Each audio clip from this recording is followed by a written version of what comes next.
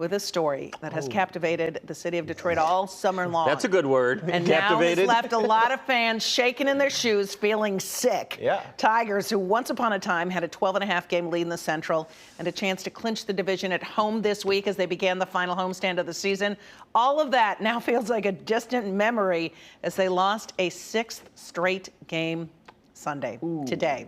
Pick it up. Highlights. 4th inning, Atlanta already on top 1-0 when Hassan Kim takes Casey Mize deep to left and gone. That solo shot made it 2-0 Atlanta. And the Braves weren't finished. Moved to the 5th. Rookie Daniel Baldwin continued to swing a hot bat in this series, driving one to left. Riley Green can't get to it. That would score another one to make it 3-0. Tigers had plenty of chances to make it a game, but they just couldn't deliver. Bottom 5, Spencer Torkelson with runners on the corners, whiffs on a curveball for strike 3. To the 8th, 2 on for pinch hitter Trey Sweeney, and he swings at the first pitch. Pop foul out, ends the threat. Just nothing going Detroit's way these days. They had 2 runners on base in 6 of the first 8 innings and came up empty. The Braves, meanwhile, blew the game open in the 9th, scoring 3 more runs. Detroit manages to avoid the shutout. Woo! But it was a little too late as the Tigers are swept by the Braves, losing 6 in a row on their final homestand of the year. 6-2, the end result.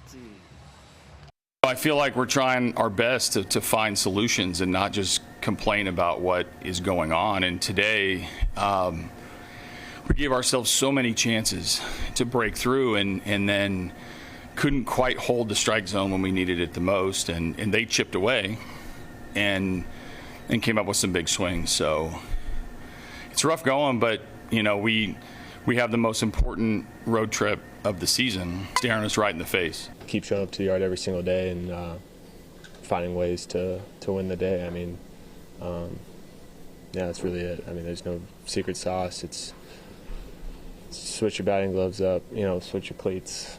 But change of scenery is good. But no, we're gonna have to, you know, lock it in. Oh, speaking of secret sauce, the Guardians have found it. They could have pulled even with the Tigers in the Central today if they beat the Twins. Cleveland up 2-1 in the 6th, not for long. Brooks Lee, man on, there it goes, way out and gone. 3-2 Twins after that. And then they add some insurance in the 7th. 2 on this time for Royce Lewis, and this baseball ain't coming back either. 3-run blast. Minnesota helps Detroit out a bit by taking down Cleveland 6-2. The final. All right, time now. Minnesota. Yeah, the Formal introduction. Oh, yeah. How are you there, Hammer? Hi, Robert. That sounded very Winowski. foreboding. Yeah. Formal introduction.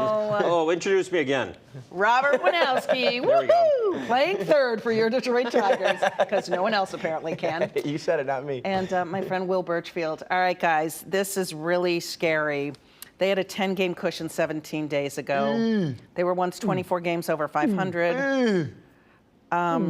They've led the division since April 23rd, and now they have just a 1-game lead. Where do we go with what we've seen this week from this team? Well, it's very easy, and it feels the right thing to do, is to be in full-out panic. They're completely collapsing. It's historic. It's awful. It's terrible. And that's the initial reaction, because that's what we've seen. And then you have to take a deep breath, and the Twins did win, and you go, well, they are headed to Cleveland, and they are in first place, and they are going to pitch Tarek Skubal on Tuesday night in Cleveland. So, yeah, you can be annoyed and disgusted by the way they played, but somehow they're not out of it, and you got hope. Will, A.J. Hinch said it yesterday, and I believe you drove a lot of the questioning, excellent reporting and questioning in that post-game press conference room. Never mind, you're done talking for now. A.J. Hinch said it best. We control our own destiny. Guess what a team down in Cleveland thinks? They control their own destiny too, Will. Yeah, when A.J. said the truth is only one team controls our destiny, I thought he was going to say Cleveland does. Because that's the way it feels right now. And they say history has a way of repeating itself. Well, last year on August 10th, the Tigers had a 0.2% chance of making the playoffs, and they defied all odds and got there. This year on August 30th, they had a 0.2% chance of missing the playoffs and are now threatening to defy the odds again. It feels like they made a deal with the devil last year, and they have to pay it back a year later. It is staggering how quickly, how suddenly, and how dramatically they have fallen from one of the best teams in baseball to now one that can't get out of its own way. And a damn good story, too. Man, they were so much fun. All-Star game, let me give you some numbers. Riley Green, before the break, 292, 212 cents. Zach McKinstry, 285 before the break, 203 cents. Glaber, 277, 227 cents. And then Javi Baez, 208 since the All-Star break. He was batting 289 going into that stretch. A lot of people want to point fingers a lot of different places, and there's a lot of blame to go around. Oh, yeah. Where do you start, Bob? Well, obviously it starts at the very top. And if you want to go back to the trade deadline, we're going to have to at some point when the Tigers didn't really add anybody of any consequence other than Finnegan. But I don't even think you have to go back that far because the players are accountable for their own numbers, and they have fallen off horrifically. But even worse than those average is they're not hitting in the clutch at all. 2 for 13 with runners in scoring position today.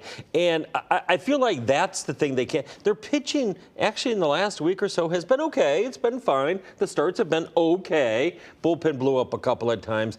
The hitting has fallen off the cliff, and that's what's going to haunt them more so than giving up an elite prospect. What's going to haunt them, I'm afraid, is their feeble lineup.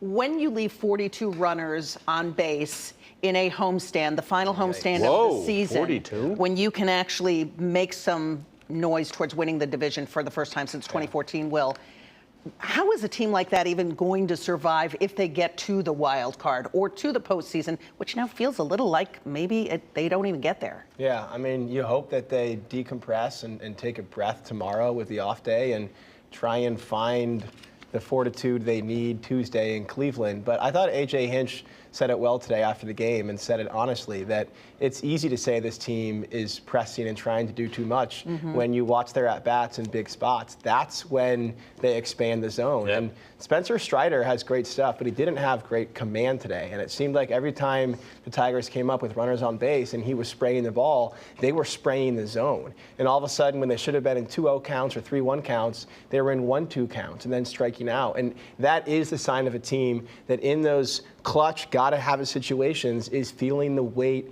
feeling the strain of what is a collapse right now. And the inclination, and I totally get it. Fans, we listen to them on the radio, talk to them on the radio, very angry. Although a lot of people still, you go to these games, they're still cheering there in the 9th inning when they scored 2 runs today to make it 6-2. So the inclination, though, is to say they're done. But baseball, when the second season starts in base, strange things happen. We've seen it happen in favor of the Tigers in 06, and then against the Tigers when the Cardinals, with not a very good team, beat them in the World Series. So get the angst out of your system and then watch what should be 3 tight, tense games in Cleveland. Yeah, I was in Minnesota. Go ahead. Well, I was going to say, and most likely 3 tight, tense games in Boston. I mean, that might end up being a do-or-die series at Fenway Park between 2 teams that could be fighting for one of, if not the final AL wildcard spot if the Tigers don't take care of business in Cleveland. So when A.J. Hinch says the biggest road trip of the season, it is in every possible way and every possible game. We will see what this team is made of over the next 6. All right.